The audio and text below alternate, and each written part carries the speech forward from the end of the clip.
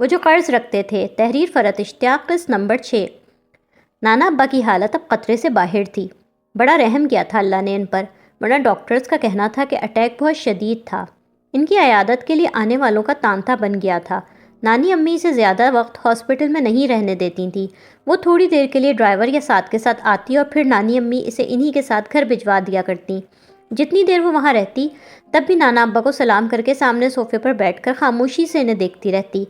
وہ اس کے سلام کا جواب دے کر اس کی خیریت پوچھتے، وہ جواب میں ٹھیک ہوں کہہ دیتی اور پھر وہ اپنی عیادت کے لیے آئے دیگر اشخاص کی طرف متوجہ ہو جاتے۔ اس روز بھی ایسا ہی ہوا تھا۔ وہ ڈرائیور کے ساتھ شام میں انہیں دیکھنے آئی تھی۔ نانا ابا کی کوئی رشتے کی بھانجی اپنے بیٹے کے ساتھ آئی بیٹھی تھی۔ وہ حسب معمول سلام کرتی خاموشی سے صوفے پر بیٹھ گئی تھی۔ کتنا دل چاہتا تھا اس کا کہ وہ انہیں بتائے کہ آپ کی بیماری نے مجھے کتنا پریشان کر دیا تھا، میں ابھی تک شوق کی کیفیت میں ہوں، اور کیا آپ کو پتہ ہے میں نے آپ کے لیے کتنی ساری دعائیں مانگی ہیں۔ نانی امی کہتی ہیں صدقے اور خیرات سب بلاؤں کو ٹال دیتے ہیں۔ میں نے یہی بات سوچ کر اپنے پاس جمع سارے پیسے خرچ کر دیے، لیکن وہ سب سوچ سکتی تھی، ان سے سلام سے اگلی بات کرنے کی اس کی جرت ہی نہیں تھی۔ اس سے تو اور لوگوں کی طرح رسمی انداز میں ان کی خیریت تک نہیں پوچھی جاتی تھی۔ شاید دل میں کہیں یہ خوف بیٹھا تھا، اگر انہوں نے میری باتوں کا اچھی طرح جواب نہ دیا تو میں ہرٹ ہوں گی۔ آج بھی ہر روز کی طرح ہو رہا تھا۔ وہ خاتون تھی، بہت باتونی۔ نانا ابا ان کی اکثر باتوں کے جواب میں ہوں ہاں سے کام چلا رہے تھے۔ اسے اندازہ نہیں ہوا کہ نانا ابا اسے بڑے غور سے دیکھ رہے تھے۔ خدا خدا کر کے انہوں نے جانے کا نام لیا تو اس کے ساتھ یقیناً نانا ابا نے بھی سکون کا سانس لیا ہوگا۔ یہاں آؤ فری۔ ان کے نکلتے ہی نانا ابا نے اسے اپنے پاس بلایا تھا۔ اس نے بڑی بے ساختگی میں سر اٹھا کر انہیں دیکھا تھا۔ فری، کتنا پیارا لگا تھا یہ نام ان کے منہ سے سن کر۔ وہ تو اسے فریا کہا کرتے تھے، پھر آج یہ بدلا ہوا طرز کیوں؟ وہ حیرت سی کچھ کھچکچاتے ہوئے ان کے پاس آ گئی۔ نانی امی بیڈ کے پاس رکھی کرسی پر بیٹھی تھیں۔ وہ ان کے پاس آ کر کھڑی ہوئی تو نانا ابا نے بیڈ پر ذرا سا کھسکتے سے اپنے پاس بیٹھنے کی جگہ دی۔ یہاں بیٹھو۔ وہ حیران پریشان ان کے پاس بیٹھ گئی۔ وہ لیٹے ہوئے بڑے غور سے اسے دیکھ رہے تھے۔ تم نے کپڑے کیوں نہیں بدلے؟ انہوں نے سنجیدگی سے پوچھا۔ کل بھی یہی کپڑے پہنے ہوئے تھے اور شاید پرسوں بھی، اور مجھے تو بال بھی ایسا لگ رہا ہے برش نہیں کیے ہوئے۔ وہ بلا وجہ کی خوش فہمی میں مبتلا ہو رہی تھی۔ یہاں ان کے کتنے ملنے والے آتے ہیں اور ایسے میں ان کی نواسی کا یہ سڑا ہوا حلیہ انہیں اپنے ملنے والوں کے سامنے ضرور شرمندہ کرواتا ہوگا۔ ان کی یہ بات بہت بری طرح اس کے دل پر جا کر لگی تھی۔ اتنے دنوں بعد وہ اس سے بات بھی کر رہے ہیں تو کیا آپ کو محبت نظر کیوں نہیں آتی؟ وہ سر جھکا کر اپنے آنسو روکنے کی کوشش کر رہی تھی۔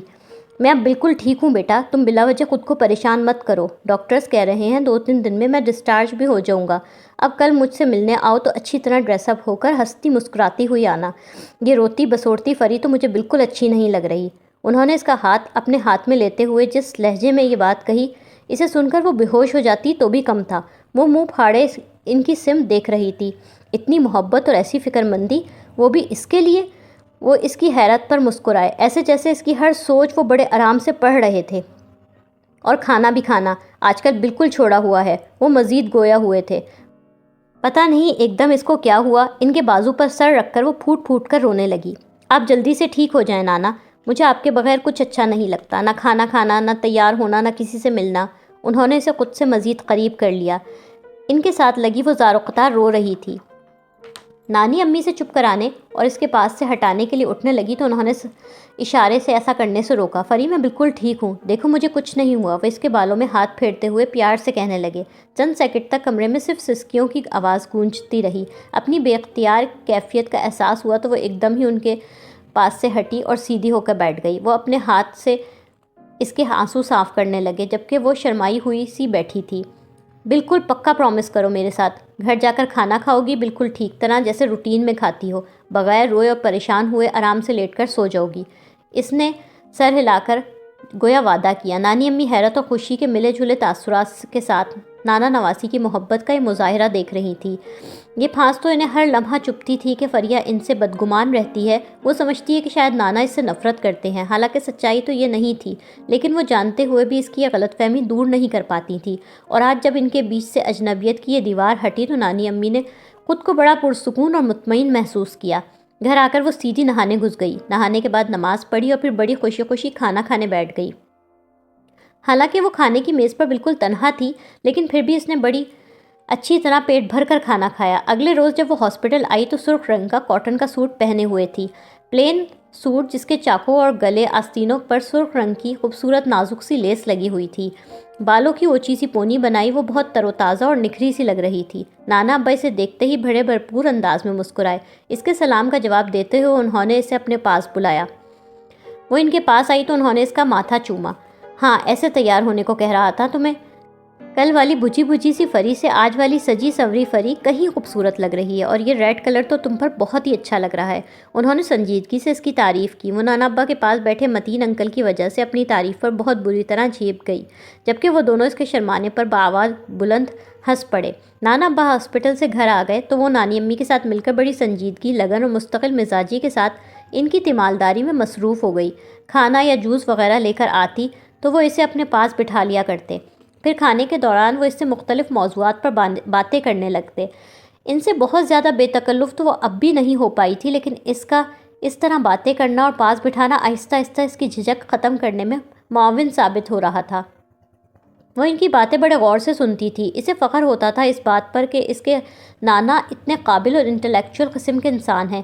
ان کے علم، ذہانت، وسیع مطالعے کی اور دیگر لوگوں سے جس طرح تعریفیں سنا کرتی تھی، اب خود بھی اس کا اعتراف کر رہی تھی۔ ان کی ہینڈ رائٹنگ تو اسے بہت خوبصورت لگتی تھی۔ وہ اکثر نقل کرنے کی کوشش کرتی تھی۔ اس روز جب اس کے باتیں کرتے کرتے یہ بات بتائی تو وہ خوب ہنسے۔ اچھا، تو تم ایچ اور ڈی میرا جیسا بنانے کی کوشش کرتی ہو؟ اس کے معصومانہ اعتراف کو خوب انجوائے کر رہے تھے۔ ہاں، جب میں اسکول میں تھی تب سے آپ کے جیسا ایچ اور ڈی بنانے کی کوشش کرتی ہوں۔ اب بھی آپ جیسا تو نہیں بنتا، لیکن آپ سے ملتا جلتا ضرور بنا لیتی ہوں۔ وہ پاس رکھا رائٹنگ پیڈ اٹھا کر انہیں بنا کر دکھانے لگی۔ تمہیں نقل کرنے کی کیا ضرورت ہے؟ تمہاری اپنی ہینڈ رائٹنگ بہت خوبصورت ہے۔ میں نے کل اسٹڈی میں تمہارے کچھ پیپرز رکھے دیکھے تھے، شاید تمہارا کوئی اسائنمنٹ تھا۔ بہت صاف ستھری پختہ لکھائی ہے تمہاری۔ وہ رائٹنگ پیڈ کی طرف دیکھتے ہوئے بولے۔ ان کے لہجے میں ستائش پا کر وہ بہت خوش ہوئی۔ آپ کو اچھی لگی میری رائٹنگ؟ انہوں نے مسکراتے ہوئے سر ہلا دیا۔ وہ میرا پاکستان اسٹڈیز کا اسائنمنٹ ہے، کل رات ہی میں نے مکمل کیا ہے۔ بڑی محنت کی ہے میں نے اس پر، آپ پڑھیں گے؟ اس نے بڑے شوق اور امید سے پوچھا۔ انہوں نے پڑھنے کی حامی بھری تو وہ فوراً بھاگتی ہوئی اسٹڈی سے اپنا اسائنمنٹ اٹھا کر لے آئی۔ کل جمع کروانا ہے، ابھی میں نے فیئر نہیں کیا، اس نے اسائنمنٹ ان کے ہاتھ میں دیتے ہوئے بتایا۔ انہوں نے سائڈ ٹیبل سے اپنے گلاسز اٹھا کر لگائے اور پھر ایک نظر عنوان پر ڈالتے ہوئے اس کا لکھا پڑھنے لگے۔ وہ ان کے برابر بیٹھی کبھی اپنے لکھے لفظوں پر نظر دوڑانے لگتی، کبھی ان کے چہرے کے تاثرات پر۔ مضمون پورا پڑھ کر انہوں نے بڑی حیرت اور بے یقینی سے اسے دیکھا۔ یہ پورا تم نے خود لکھا ہے؟ کسی سے مدد لیے بغیر؟ ان کے لہجے میں حیرت تھی۔ اس نے فخریہ انداز میں گردن ہلائی۔ بہت اچھا لکھا ہے تم نے، میں حیران ہو رہا ہوں تمہاری اپروچ، تمہارے میچور انداز پر۔ یہ تمہارے لیول سے بہت اونچے درجے کا مضمون ہے، بالکل ایسا لگ رہا ہے جیسے کسی ایم اے کے اسٹوڈنٹ کا لکھا ہوا مضمون ہے۔ ان کی یہ تعریف اس کا سیر و خون بڑھا گئی تھی۔ خلافت موومنٹ پر بہت جامع اور مؤثر انداز میں لکھا ہے تم نے۔ کالج میں میری انگلش کی ٹیچر ہے نا میڈم سعدیہ، فرسٹ ایئر میں انہوں نے ہمیں پوئٹری پڑھائی تھی، اب سیکنڈ ایئر میں بھی پڑھا رہی ہیں، وہ بھی یہی کہتی ہیں۔ بلکہ وہ تو مجھ سے یہ کہہ رہی تھی کہ فریہ اب آگے ماس کمیونیکیشن پڑھیے گا، آپ میں لکھنے کی زبردست صلاحیت ہے۔ ان کی تعریفوں پر بے تحاشا خوش ہوتے ہوئے اس نے اپنی ٹیچر کی بات دوبارہ دہرائی۔ مسکراتے مسکراتے وہ ایک دم کچھ سنجیدہ ہو گئے تھے۔ پتہ نہیں کیا بات انہیں یاد آ گئی تھی، شاید بہت سال پہلے ذوالفقار فاروق نے بھی اس سے ملتے جلتے الفاظ کا استعمال کرتے ہوئے اپنے لیے جرنلزم منتخب کیا ہوگا۔ آخری پیریڈ فری تھا، وہ اپنی دوستوں کے ساتھ لائبریری میں بیٹھی مختلف میگزینز دیکھ رہی تھی۔ وہ جولیا رابرٹ کی تصویر دیکھتے ہوئے اس خبر کو بہت غور سے پڑھنے لگی۔ پسند ہے تمہیں؟ زہرا اس کے ساتھ ہی میگزین دیکھ رہی تھی۔ وہ اس کے سوال پر جواباً بولی، مجھے تو بس ٹھیک ہی لگتی ہے، وہ سعد ہے نا، اسے بہت پسند ہے، وہ تو اپنے کمپیوٹر میں ڈیسک ٹاپ پر اسی کی تصویر رکھتا ہے۔ زہرا کہ اس کی بات توجہ سے سن رہی تھی، جبکہ مناہل سعد کا نام سنتے ہی منہ کے زاویے بگاڑنے لگی۔ یہ غلام رسول پھر بیچ میں آ گیا، ہر بات میں ہیر پھیر کر جس طرح وہ سعد کا ذکر لے کر آتی تھی، اس سے سب سے زیادہ مناہل چڑھتی تھی۔ تمہارے سعد منیر کا آج سے میں نے یہی نام تجویز کیا ہے، کوئی بات ہو رہی ہو چاہے کسی بھی موضوع پر، سعد کا ذکر آنا تو وہاں لازمی ہے۔ میں تو بلا وجہ چڑھنے لگی ہوں اس بندے سے۔ سعد کے بارے میں مناہل کے اتنے فضول کمنٹس پر اس کا منہ بن گیا۔ اتنا بھی میں اس کا ہر وقت ذکر نہیں کرتی۔ وہ میرا بچپن کا دوست ہے، تم لوگوں سے کالج میں آ کر دوستی ہوئی ہے، میرا سب سے پرانا دوست وہی ہے۔ ویسے یہ تمہارا بہترین دوست سعد منیر صاحب بہترین دوست ہی ہے نا؟ نمرہ کا انداز چھیڑنے والا تھا۔ تم لوگوں کا ذہن ان خرافات سے آگے جاتا ہی نہیں۔ بھائی ایسی کوئی بات نہیں ہے، یہ کیا پتہ کسی دن جولیا رابرٹس کو ہٹا کر ڈیسک ٹاپ پر تمہیں لے آئے۔ آفٹر آل امید پر دنیا قائم ہے۔ مناہل بھی نمرا کے ساتھ مل گئی۔ بہت اچھی دوستی ہے ہماری، ان تمام بےہودگیوں خرافات سے پاک۔ تم لوگ نہیں سمجھ سکتی اس بات کو۔ اس نے میگزین بند کرتے ہوئے گویا گفتگو تمام کی، پھر رسٹ واچ پر نظر ڈال کر ان لوگوں سے بولی، چھٹی کا ٹائم ہو گیا ہے، گھر نہیں چلنا؟ اس کی بات سنتے ہی ان سب کو بھی وقت کا خیال آیا۔ ڈرائیور چھٹی پر ہے آج پبلک بس سے جانا ہے مجھے۔ مین گیٹ کی طرف جاتے ہوئے اس نے کہا تو مناہل فوراً بولی، بھائی آئے ہوئے ہیں مجھے لینے کے لیے، تم میرے ساتھ چلو، میں تمہیں ڈراپ کر دوں گی۔ نہیں یار تھینک یو، میرا گھر تمہارے راستے میں آتا یا کہیں آس پاس ہوتا تو میں تمہاری آفر قبول کر لیتی، لیکن اب مجھے بالکل آؤٹ آف دا وے جا کر چھوڑو کہ یہ بات مناسب نہیں ہے، اس نے جواب دیا۔ اسی دوران چلتے ہوئے وہ لوگ گیٹ تک پہنچ گئی تھی۔ مناہل جو اس سے مزید اصرار کرنے کا ارادہ رکھتی تھی، اسے گیٹ کے پاس رکتے اور چونکتے دیکھ کر خود بھی رک گئی تھی۔ سعد آ گیا کیا؟ وہ گیٹ کے سامنے کھڑی سعد کی گاڑی کو دیکھ کر حیران ہوئی۔ سعد نے ہارن بجا کر اسے اپنی طرف متوجہ کیا۔ اس کی نگاہوں کے تعاقب میں ان سب نے بھی سعد کی طرف دیکھا۔ سعد آ گیا ہے مجھے لینے، اس نے دوستوں کو مطلع کیا جو آج پہلی مرتبہ اس کا دیدار کر رہے تھے۔ تم نے منع کیا تھا سعد کا ذکر کرنے سے، لیکن میں کیا کروں، جیسے ہی میں نے کالج کے گیٹ سے باہر دیکھا تو سامنے ہی گاڑی میں میرا بہترین دوست سعد منیر بیٹھا تھا۔ اس کا گھر میرے گھر سے بہت قریب ہے، اس کے گھر میں اس کے ممی ڈیڈی اور ایک چھوٹا بھائی رہتے ہیں۔ ابھی وہ کچھ آگے بولتی کہ قہقہوں سے اس کی بات ادھوری رہ گئی، خود وہ بھی اپنی کہی بات پر ہنس رہی تھی۔ لائبریری سے نکل کر گیٹ تک آنے تک نمرا ان لوگوں کو مستحسن حسین تارڑ کی کتاب میں ذکر ہوئے غلام رسول کے بارے میں بتا چکی تھی۔ دوستوں کو ہنستا ہوا چھوڑ کر وہ انہیں خدا حافظ کہتی گاڑی کے پاس آ گئی تھی۔ جلدی بیٹھو، ایک تو یہ تم لڑکیوں کی باتیں کرنے کی عادت، اتنے گھنٹے کالج میں ساتھ گزار کر دل نہیں بھرتا جو گیٹ پر کھڑے ہو کر حسرتیں پوری کی جاتی ہیں۔ اس کے بیٹھنے تک وہ بڑبڑاتا رہا۔ اس کی بڑبڑاہٹ کا برا مانے بغیر وہ اس کے آنے پر حیران ہونے لگی۔ تم کیسے آ گئے؟ کیا نانی امی نے تمہیں فون کر کے مجھے لانے کے لیے کہا تھا؟ وہ اس کی بات سنی انسنی کرتا ڈرائیو کرتے ہوئے اپنی پسند کا کوئی انگلش نمبر لگانے میں مصروف تھا۔ ڈرائیور چھٹی پر ہے، اب دانا ابا کو تو ڈاکٹر نے ڈرائیو کرنے سے منع کر رکھا ہے۔ صبح وہ مجھے ٹیکسی میں کالج چھوڑ کر گئے ہیں۔ مجھے تو بہت بری لگی یہ بات، اپنی وجہ سے انہیں ستاؤں۔ کلاسز آف ہونے والی ہیں، آخری دنوں میں چھٹی بھی نہیں کرنی چاہیے، ورنہ میں چھٹی کر لیتی۔ دونوں میری واپسی کی وجہ سے پریشان ہو رہے تھے۔ میں نے نانی امی سے کہا کہ اب آپ مجھے بڑا ہونے دیں۔ ساری دنیا کی لڑکیاں بسوں اور ویگنوں میں سفر کرتی ہیں، ایک دن اگر میں بس سے آ جاؤں گی تو کوئی قیامت نہیں آ جائے گی۔ ویسے بھی انسان کو ہر طرح کے حالات میں ایڈجسٹ کرنا چاہیے۔ وہ اتنے یقین سے بول رہی تھی گویا یہ بات طے تھی کہ سعد کو نانی امی ہی نے لانے کے لیے کہا تھا۔ تم میری وجہ سے اپنا کوئی پیریڈ تو نہیں چھوڑ کر آئے؟ وہ 4th گیئر میں گاڑی دوڑاتا فاسٹ میوزک انجوائے کرتا اس کی باتوں کو بڑی لاپرواہی سے سن رہا تھا۔ کیا آج نہ بولنے کی قسم کھا کر آئے ہو؟ اس کی مسلسل چپ سے وہ چڑ گئی تھی۔ فضول باتوں کے جواب میں کیا بولوں؟ جب تمہاری کوئی بات اس قابل لگے گی کہ اس پر بولا جائے تو ضرور بولوں گا، اس نے بڑے پرسکون انداز میں اسے چڑھایا۔ وہ اس بات کے جواب میں کچھ بھی نہیں بولی۔ چند سیکنڈ کی خاموشی کے بعد سعد نے ونڈ اسکرین سے نظریں ہٹا کر اسے دیکھا تو بے ساختہ ہنسی آ گئی۔ کھڑکی سے باہر نظریں دوڑاتی وہ بہت ناراض سی بیٹھی ہوئی تھی، پھر سارا راستہ اس سے خفگی کا اظہار کرتی بالکل خاموش رہی تھی، یہاں تک کہ سعد نے گاڑی لا کر اس کے گھر پہ روک دی۔ وہ اسے خدا حافظ کہے بغیر گیٹ میں گھس گئی۔ اپنی یہ حرکت اسے بالکل جائز لگ رہی تھی۔ ذرا سا لینے کیا آ گیا، فضول میں کر رہا ہے۔ آپ نے سعد کو کہا تھا مجھے کالج سے لانے کے لیے؟ سلام کے بعد اس نے اگلی بات یہی کہی نانی امی سے، تم سعد کے ساتھ آئی ہو؟ وہ الٹا حیران ہو کر اس سے پوچھ رہی تھی، آپ نے اسے نہیں کہا؟ اس نے جیسے تصدیق چاہی۔ میں کیوں کہتی، خود ہی تو صبح اتنے فلسفے جھاڑ کر گئی تھی کہ میں بڑی ہو چکی ہوں، مجھے انگلی پکڑ کر مت چلائیں، دنیا کو فیس کرنے دیں وغیرہ وغیرہ۔ انہوں نے برا مانتے ہوئے اس کے جملے دہرائے۔ وہ ایک دم چپ ہو کر کچھ سوچنے لگی۔ اچانک اسے کل کی بات یاد آ گئی۔ کل سعد سے ایک کتاب لینے وہ اس کے گھر گئی تھی۔ وہ اسٹڈی میں اس کی مطلوبہ کتاب ڈھونڈ رہا تھا۔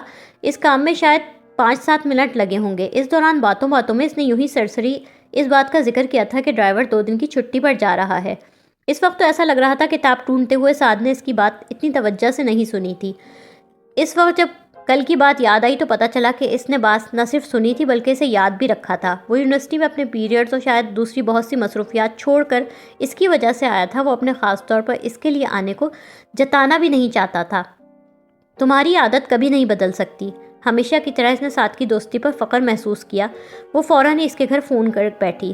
سعد تو آج دیر سے آنے کا کہہ کر گیا ہے، کہہ رہا تھا شام ہو جائے گی۔ فون آنٹی نے اٹینڈ کیا تھا۔ وہ اس کے ساتھ سے متعلق سوال کے جواب میں بولی، کوئی ضروری کام تھا تو تم اسے موبائل پر کال کر لو۔ آنٹی نے اسے مشورہ دیا۔ آنٹی سے گفتگو ختم کر کے اس نے سعد کا موبائل نمبر ملایا۔ دور ہو گئی ناراضگی، کسی کے قسم کے سلام و آداب ہیلو میں الجھے بغیر وہ چھوٹتے ہی بولا، تم نے بتایا کیوں نہیں کہ تم خود آئے ہو لینے کے لیے؟ اس نے شکوہ کیا۔ میں کیوں بتاتا، اور تمہارے خیال سے تو میں تمہاری فکر اسی وقت کرتا ہوں جب نانی امی یا کوئی مجھ سے کہے۔ جواباً اس نے بھی شکوہ کیا، آئی ایم سوری سعد۔ اس نے معذرت کرنے میں دیر نہیں لگائی۔ انگریزی زبان کا سب سے کثیر استعمال لفظ ہے یہ سوری۔ کسی کو بڑی سے بڑی بات بولو اور پھر بعد میں ایک سوری کہا اور مسئلہ حل۔ اور دوستوں کے خلوص پر شک کرنے کی تمہاری عادت آج کی تھوڑی ہے جو میں اسے محسوس کروں۔ سعد نے آنے کا وعدہ کیا لیکن وہ آئے گا نہیں، یہ وقت تو اس کے کھیلنے کا ہوتا ہے۔ وہ میری خاطر اپنے پروگرام کیوں خراب کرے گا؟ سعد کو میری سالگرہ یاد نہیں رہے گی، آ کر گفٹ دینا تو دور کی بات ہے، وہ مجھے وش کرنا بھی بھول جائے گا۔ اس کے اتنے بے شمار دوست ہیں، اگر ایک ایک کی سالگرہ یاد رکھنے لگا تو ہو گیا کام۔ یہ سب تو سننے کا میں عادی ہوں میڈم، اور ہمیشہ کی طرح بغیر برا مانے وضاحت بھی کرنے کا کہ میں بہت سارے دوست ہیں، لیکن ان سب دوستوں میں تم بہت خاص اور بہت الگ ہو۔ حالانکہ کتنا انسلٹنگ لگتا ہے گھڑی گھڑی کسی کو اپنے خلوص کا یقین دلانا۔ اس نے بڑے تپتے ہوئے انداز میں فریہ کو ٹھیک ٹھاک سنائی۔ اچھا اب فون بند کرو، مجھے اپنے اسائنمنٹ کے لیے کچھ سروے کرنا ہے، اور اس وقت میں ایک سلسلے میں ایک فارماسیوٹیکل کمپنی جا رہا ہوں۔ اس سے بات کرتے ہوئے اسے پہلے ہی اندازہ ہو چکا تھا کہ وہ ڈرائیو کرتے ہوئے بات کر رہا ہے، اور اب یقیناً وہ اپنی منزل پر پہنچ گیا تھا۔ سعد کی بات سنتے ہی اس نے خدا حافظ کہہ کر فون بند کر دیا۔ یونیورسٹی میں ایڈمیشن کے لیے اپلائی کرنے سے پہلے اس نے نانا ابا سے پوچھا تھا کہ وہ آنرز کے لیے کس مضمون کا انتخاب کرے۔ تم ماس کمیونیکیشن کہہ رہی تھی نا، وہی ٹھیک ہے، نانا نے جواباً کہا۔ وہ تو میری ٹیچر نے کہا تھا، آپ بتائیں مجھے کہاں ایڈمیشن لینا چاہیے؟ جہاں آپ کہیں گے میں وہاں ایڈمیشن لوں گی۔ ماس کمیونیکیشن ہی ٹھیک رہے گا، میرا خیال ہے تمہارا رجحان بھی اسی طرف ہے، نانا ابا نے جواب دیا۔ پھر نانا ابا کے مشورے کو سامنے رکھتے ہوئے اس نے ایڈمیشن کے لیے اپلائی کر دیا۔ اس کا اپنے مطلوبہ ڈپارٹمنٹ میں ایڈمیشن ہو گیا تو اس خوشی کو ان سے بھی بڑھ کر نانا ابا اور نانی امی نے منایا تھا۔ ایسا تو میں نے کوئی کارنامہ نہیں کیا، وہ نانا ابا اور نانی امی کے ساتھ شاپنگ سینٹر میں آئی ہوئی تھی۔ نانا ابا اسے اس کی پسند کی شاپنگ کروا رہے تھے۔ ہمارے لیے تو بہت بڑی بات ہے، ہماری فریہ یونیورسٹی تک پہنچ گئی۔ اسے ڈھیر ساری شاپنگ کرانے کے بعد انہوں نے ڈنر بھی باہر کیا۔ نانا ابا کے ساتھ اس قسم کی تفریح کا مزہ پہلی مرتبہ لے رہی تھی۔ ان لوگوں کی ایج گروپ اب اس قسم کی تفریحات کی نہیں تھی، لیکن پھر بھی اس کی خاطر اکثر نانی امی کہیں نہ کہیں باہر کھانے کا پروگرام بنا لیا کرتی۔ نانا البتہ ان پروگرامز میں کبھی شرکت نہیں کرتے تھے۔ آج جب انہوں نے خود ہی یہ پروگرام ترتیب دیا تو وہ اس بات پر خوش بھی تھی اور بہت حیران بھی تھی۔ پہلے روز وہ یونیورسٹی آئی تو دل بہت تیز تیز دھڑک رہا تھا۔ وہ بہت زیادہ ایکسائٹڈ تھی۔ یہیں اس یونیورسٹی میں اس کی ماما نے پڑھا تھا اور ان راہداریوں در و دیوار نے اس کی ماما کو دیکھ رکھا تھا۔ پہلے دن صرف 2 تعارفی کلاسز ہوئی تھیں، اس کے بعد وہ لوگ فارغ تھے۔ وہ مناہل کو ساتھ لیے پوری آرٹس فیکلٹی گھومی۔ بڑی مشہور ہوں میں اپنے ڈپارٹمنٹ میں، پوری آرٹس فیکلٹی میں۔ آپ کسی سے بھی میرا نام لے کر پوچھیں گے وہ فوراً پہچان جائے گا۔ پتہ نہیں ان در و دیوار اور ان لوگوں نے آپ کو یاد رکھا ہوا بھی ہے کہ نہیں۔ اس نے اپنی آنکھوں کی سطح گیلی ہوتی محسوس کی تھی۔ اپنے ڈپارٹمنٹ واپس آئیں تو اچانک ہی مناہل نے چاٹ کھانے کا پروگرام بنا لیا۔ کیمسٹری ڈپارٹمنٹ کی چاٹ بہت مشہور ہے، چلو چل کر کھاتے ہیں۔ وہ بغیر اختلاف کیے جانے کے لیے تیار ہو گئی، لیکن اسی وقت سامنے سے سعد آتا نظر آیا اور اسے دیکھ کر فوراً رک گئی۔ میں نے سوچا تمہاری یونیورسٹی کا پہلا دن ہے، تمہیں ویلکم تو کہہ دوں۔ ان دونوں سے ہائے ہیلو کہتا وہ فریہ سے مخاطب ہوا تھا۔ میں چلتی ہوں فریہ۔ مناہل کی بات پر سعد نے چونک کر اسے دیکھا تھا۔ اس نے سر ہلا کر خدا حافظ کہہ دیا۔ تمہاری دوست میری شکل دیکھتے ہی ایسے بھاگی ہے جیسے اس نے مجھ سے قرض لے رکھا ہو، اور اب اس سے پہلے کہ میں رقم کا تقاضا کروں وہ جلدی سے چلی گئی۔ وہ سعد کے چڑھنے پر ہنس پڑی۔ کوئی لڑکی اگر اگنور کر دے تو تم لڑکوں کو کتنی تکلیف ہوتی ہے۔ وہ اس بات پر کچھ کہنے ہی والا تھا کہ وہ مزید بولی، مناہل اصل میں میری ہی وجہ سے تم سے چڑھنے لگی ہے۔ پھر اس کے بعد وہ اسے غلام رسول والی بات بتانے لگی۔ ساری بات سن کر سعد بھی ہنسنے لگا۔ یعنی جب میں نہیں ہوتا تب بھی میرا ذکر تو ہوتا ہی ہے۔ تبھی کہوں مجھے اکثر بیٹھے بیٹھے ہچکیاں کیوں آنے لگتی ہیں۔ کوریڈور میں اس کے ساتھ آہستہ قدموں سے چلتا وہ شوخی سے بولا، اچھا لگ رہا ہے نا فری، اسکول کے بعد ہم لوگ پھر دوبارہ ایک ہی جگہ آ گئے ہیں۔ سعد کی بات پر اس نے مسکراتے ہوئے سر ہلایا۔ کیسا لگا تمہیں تمہارا ڈپارٹمنٹ؟ آج تو پہلا دن ہے، ابھی تو ہر چیز نئی اجنبی ایسی لگ رہی ہے۔ کلاس فیلوز کے نام تک ڈھنگ سے یاد نہیں ہوئے، آہستہ آہستہ ایڈجسٹمنٹ ہو جائے گی۔ لو، ناموں اور اجنبیت کی بھی تم نے خوب کہی۔ تمہارے ڈپارٹمنٹ کے بعض لوگوں سے تو میری اچھی خاصی واقفیت ہے، جیسے یہ سامنے کھڑی اسٹوڈنٹ کا جو گروپ ہے، ان میں جو بلو کپڑوں والی لڑکی ہے یہ MA فائنل ایڈورٹائزنگ کی حیا اقبال ہے۔ اب اگر تمہارا اس کے نام پر حیران ہونے کا دل چاہ رہا ہے تو شوق سے حیران ہوتی رہو، ورنہ سچ یہی ہے کہ یہ حیا ہے۔ ساتھ کی بات سننے کے دوران وہ اس لڑکی کو بغور دیکھتی رہی جو بے حد فٹنگ والے کپڑے پہنے ہوئے تھی۔ شانے پر ایک طرف لاپرواہی سے دوپٹہ ڈالا تو گیا تھا، لیکن اس کا سب سے بڑا مصرف فرش پر جھاڑو دینا تھا، اور وہ اپنا مقصد پورا کر رہا تھا۔ ناپسندیدگی سے اس لڑکی کو دیکھنے کے بعد وہ دوبارہ ساتھ کی طرف متوجہ ہو گئی۔ ماں باپ بھی بچوں کے نام بغیر سوچے سمجھے رکھ دیتے ہیں۔ وہ جیسے ابھی تک حیا کے نام کو انجوائے کر رہا تھا۔ تمہیں بڑی اس کے بارے میں معلومات ہے، میں بلا وجہ خوش ہو رہی تھی کہ تم مجھ سے ملنے آئے ہو، اب پتہ چلا یہاں آنا جانا تو بہت پرانا ہے۔ وہ اس کے دوسرے ڈپارٹمنٹ کی لڑکیوں کے بارے میں انفارمیشن پر طنزیہ انداز میں بولی۔ میں کیوں خاص طور پر انفارمیشن رکھوں گا؟ اب کوئی بندہ اپنی کسی کوالٹی کی بدولت خود بخود ہی مقبول ہو جائے تو اس میں میرا کیا قصور ہے؟ ابھی تو جنوری ہے، ذرا گرمیوں میں آ کر دیکھنا کیسا یہاں دوسرے ڈپارٹمنٹس کے لڑکوں کا رش لگے گا۔ اس کے سمر ڈریسز کی تو پوری یونیورسٹی میں دھوم ہے۔ سعد کی کمینگی پر غصے کے ساتھ ساتھ اسے بے اختیار ہنسی بھی آ گئی۔ تم لڑکے کتنے خبیث ہوتے ہو سعد، دوسروں کو چھوڑو، تم خود ہی کچھ شرم کر لو۔ اچھا اب شرماؤں بھی میں؟ اور وہ حیا اپنے نام کی رتی برابر بھی راج نہ رکھے؟ بھائی سیدھی بات ہے، یہ کیٹ واک اور سمر ڈریسز ہم لڑکوں کے لیے ہوتے ہیں۔ وہ تو زیادتی ہے نا کہ اتنا اہتمام ہمارے لیے ہو اور ہم اسے دیکھے بھی نہیں۔ اور کن کن ڈپارٹمنٹس کی حیاؤں سے آپ کی واقفیت ہے سعد منیر؟ لگتا ہے یونیورسٹی میں سارا وقت اسی مصروفیت کی نظر ہو جاتا ہے۔ وہ بڑے طنزیہ انداز میں پوچھ رہی تھی۔ ارے بھائی تمہیں آئی بی اے کے لڑکوں کی مارکیٹ ویلیو کا پتہ لگے تو بات ہو، ارے تمہیں پتہ نہیں ہے اس لیے یہ بات بول رہی ہو؟ لڑکیاں مجھ جیسے بندے کی تو دیوانی ہیں۔ سعد منیر جیسے ہینسم بندے کو کسی کے پیچھے جانے کی کیا ضرورت؟ اس کے پیچھے لڑکیوں کی لائن ہے، یہ تو میں تمہاری وجہ سے یہاں آ گیا ہوں۔ وہ اس کے ہینسم کہنے پر جھٹ سے بولی۔ آئینہ کتنے دنوں سے نہیں دیکھا؟ روز دیکھتا ہوں، ہر روز مجھ سے یہی کہتا ہے سعد یو آر دا بیسٹ، اور یہ بھی کہتا ہے کہ اگر میری بات کا یقین نہیں آ رہا تو جاؤ فریہ عبد الرحمن سے پوچھ لو، وہ بھی یہی کہے گی۔ وہ بڑے پر یقین انداز میں بولا۔ وہ اس کے پر یقین اور اعتماد سے بھرپور انداز پر کھلکھلا کر ہنس پڑی۔ پھر جب تک ڈرائیور کے آنے کا ٹائم نہیں ہو گیا وہ دونوں ساتھ رہے۔ گھر پہنچی تو حسب معمول نانی امی لنچ پر اس کا انتظار کر رہی تھی۔ کھانے کے بعد ان کے ساتھ باتیں کرتے کرتے وہ انہی کے کمرے میں سو گئی تھی۔ کیسا رہا یونیورسٹی میں تمہارا پہلا دن؟ نانا بس شام کی چائے پر ملاقات ہوئی۔ بہت اچھا، میں تو بس سارا وقت یہی سوچتی رہی کہ یہیں میری مما بھی پڑھا ہے، بس یہ فرق صرف یہ ہے کہ اس ٹائم اس کا نام جرنلزم تھا اور اب وہ بے ساختگی میں سوچے بغیر بول گئی تھی۔ وہ جیسے ہی اپنی اس بے وقوفی کا احساس ہوا وہ ایک دم بات ادھوری چھوڑ کر خاموش ہو گئی تھی۔ بہت خوفزدہ نگاہوں سے اس نے ان کی طرف دیکھا۔ اتنی جرأت تو کبھی نانی امی نے بھی نہیں کی کہ وہ ان سے بیٹی یا داماد کے بارے میں کوئی بات کر سکے۔ اس کی تو حیثیت ہی کیا تھی؟ اس کے چہرے پر پھیلا خوف اور گھبراہٹ نانی امی سے پوشیدہ نہیں رہا تھا۔ انہوں نے فوری طور پر اس کشیدہ صورتحال پر قابو پانے کی کوشش کی۔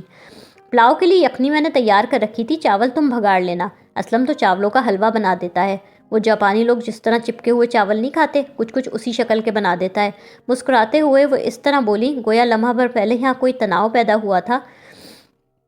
نانا خاموشی سے چائے پیتے رہے۔ ان کے چہرے پر کوئی تاثر نہیں تھا۔ میں نماز پڑھنے جا رہا ہوں، نانی امی سے کہتے ہوئے وہ گیٹ کی طرف بڑھ گئے۔ وہ بہت مایوسی اور دل گرفتی کے عالم میں انہیں جاتا ہوا دیکھ رہی تھی۔ اب تو آپ انہیں معاف کر دیں نانا، میری ماما آپ کی بیٹی ہی تو تھی، اتنے ظالم اور کٹھور مت بنے، پلیز انہیں معاف کر دیں۔ پتہ نہیں میں اپنی زندگی میں کبھی آپ کے منہ سے ان کا نام سن بھی پاؤں گی یا نہیں۔ آپ کے لبوں سے جب وہ نام ادا ہوگا تو کتنا خوبصورت لگے گا۔ زوفیشا، آپ کی معافی کے بغیر ان کی روح تک بے چین ہے۔ پتہ نہیں یہ میری حد سے بڑی ہوئی حساس سوچ ہے یا کیا، لیکن میں نے ماما کو خواب میں بھی کبھی خوش نہیں دیکھا۔ مجھے ایسا لگتا ہے مرنے کے بعد ان کی روح بے قرار ہے۔ جس روز آپ انہیں معاف کر دیں گے شاید اس روز ان کی روح کو قرار آ جائے۔ اذان ہونے تک وہ لان میں اکیلی بیٹھی رہی۔ اذان کی آواز پر وہ چونکی تو اسے احساس ہوا کہ اتنی دیر سے بیٹھی وہ بے آواز آنسو بہا رہی تھی۔ نانی امی تو نانا ابا کے جاتے ہی اندر چلی گئی تھی۔ دوپٹے سے چہرہ صاف کرتی وہ جلدی سے اٹھ گئی تھی۔ نماز کے بعد وہ دانستہ کچن میں گھسی رہی۔ اسے نانا ابا کا سامنا کرتے خوف آ رہا تھا، لیکن کھانے کی میز پر تو ان سے سامنا لازمی تھا۔ وہ رائتے کا پیالہ ہاتھ میں لیے ٹیبل پر آئی تو نانا ابا کھانے کے انتظار میں بیٹھے نظر آئے۔ تمہاری نانی امی کہاں رہ گئی؟ سخت بھوک لگ رہی ہے مجھے۔ ان کا انداز معمول کے مطابق تھا۔ وہ آ رہی ہیں، شاید کسی کا فون آ گیا ہے۔ رائتا ٹیبل پر رکھتے ہوئے اس نے اپنی کرسی سنبھالی۔ وہ بڑے غور سے اس کے چہرے پر پتہ نہیں کیا دیکھ رہے تھے۔ کھانے کے بعد واک کرنے چلیں گے، پھر واپسی میں آئس کریم کھاتے ہوئے آئیں گے۔ وہ ان کے اندیشوں کو غلط ثابت کرتے بڑے خوشگوار موڈ میں مخاطب ہوئے۔ اسے کچھ شک سا ہوا، شاید انہوں نے اس کی آنکھوں میں جھانک کر یہ بات پا لی کہ وہ روئی تھی۔ لیکن آپ کو تو میٹھا منع ہے، اپنی نظریں ٹیبل پر مرکوز کرتے ہوئے اس نے کہا۔ مجھے منع ہے، تمہیں تو نہیں؟ تم کھانا، میں تمہیں کھاتا دیکھ کر ہی آئس کریم کا مزہ لے لوں گا۔ نانی امی ڈائننگ روم میں داخل ہوئیں تو وہ ان کی طرف متوجہ ہو گئے۔ کس کا فون آ گیا تھا؟ ہم دونوں کی بھوک سے بری حالت ہو رہی ہے۔ کھانے کے فوراً بعد اسے اپنے ساتھ واک کرنے کے لیے لے گئے۔ واک کرنے کے دوران وہ اسے اپنی یونیورسٹی کے زمانے کی باتیں سنا رہے تھے۔ وہ ان کی باتیں دلچسپی سے سن رہی تھی۔ اسی دوران انہوں نے اسے سپر اسٹور سے بہت ساری آئس کریمز بھی دلوا دیں۔ اتنی ساری نہیں کھاؤں گی نانا ابا، کون کھاتے ہوئے اس نے انہیں مزید خریدنے سے روکا۔ کوئی بات نہیں، رکھ کر کھانا۔ اس کے انکار کو اہمیت دیے بغیر انہوں نے 2-3 فلیور کے لیٹر پیکس بھی خرید لیے۔ آپ میرا وزن بڑھوانے کا پورا بندوبست کر رہے ہیں؟ وہ اس کی بات سن کر مسکرائے۔ نہیں بڑھے گا وزن، یونیورسٹی میں خوب چلنا چلانا ہوگا، تم خود بخود کیلوریز برن ہو جائیں گی۔ ان کے اطمینان دلانے پر وہ ہنس پڑی۔ کیا نانا ابا کو میرے رونے کا پتہ چل گیا تھا؟ اس کے لیے وہ مجھے بہلانے کی کوشش کر رہے ہیں؟ وہ سونے کے لیے اپنے کمرے میں آئی تو ان کے کچھ دیر پہلے کے رویے پر غور کرنے لگی۔ انہوں نے ایسا کچھ کہا نہیں، لیکن پھر بھی ایسا لگا جیسے وہ اتنی دیر اسے اپنے ساتھ لیے گھوم رہے تھے۔ اس کی آنکھوں میں مسلسل یہی کہتے رہے، فری تم رویا مت کرو، جب تم روتی ہو تو میرے دل کو بہت تکلیف ہوتی ہے۔ لائک، کامنٹس، شیئر کریں اور تازہ ترین اپڈیٹس کے لیے سبسکرائب کریں۔